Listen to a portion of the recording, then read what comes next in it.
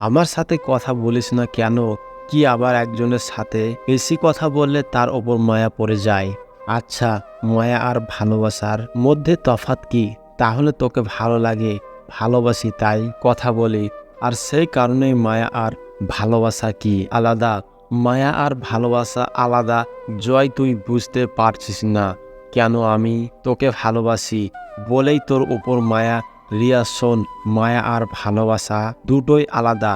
তুই যা বলছিস সেটা মায়া, তুই আমাকে ভালোবাসিস না, সেটা তুই নিজেও বুঝতে পারছিস না যে তুই আমাকে ভালোবাসিস না। আসলে তোর মায়া পড়ে গেছে আমার উপর। জয়, আমি তোকে সত্যি ভালোবাসি, তুই বুঝতে পারছিস না কেন? জানিস, মায়া এমন জিনিস আমরা কোনোদিন বুঝতে পারি না সেটা আদৌ সত্যি নাকি একটাই নফাচুয়েশন, নাকি একটা মরীচিকা। তুইও এখন বুঝতে পারছিস না। আমি কিছু বুঝতে চাই না। একটু শান্ত হয়ে বস, আমি তোকে বলছি। জয় একটা সিগারেট ধরিয়ে নিল আর রিয়াকে আগলে বসে আছে। চওড়া বিকেল, দিল তোমার বুক চিড়ে বয়ে যাওয়া গঙ্গার পাহাড় ঘেঁষে ক্রমে যেন আরও একটু একটু করে রঙিন হচ্ছে লাল। একটা ঘন নীলের একটা ভীষণ সংঘর্ষ শুরু হয়েছে। অযাচিত ভাবে আরও কিছু রং, যেমন হলুদ, সোনালি, খয়েরি, ছাই রং ও যুদ্ধে অংশগ্রহণ করেছে জয়। জানে রিয়ার এই ভালোবাসাটা একটাই ইনফ্যাচুয়েশন ছাড়া আর কিছুই নয়, কিন্তু মেয়েটাকে বোঝাবে কি করে সেটাই ভাবছে। আসলে জয় জানে মেয়েটা খুব একা।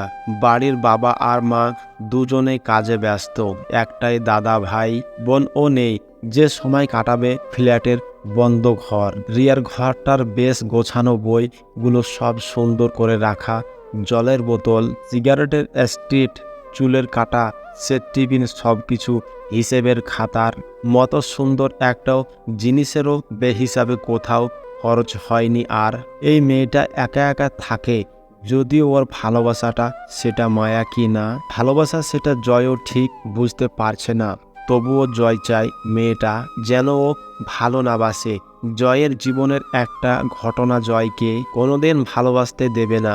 জয় আর কোনোদিন হয়তো কাউকে ভালোবাসতে পারবে না।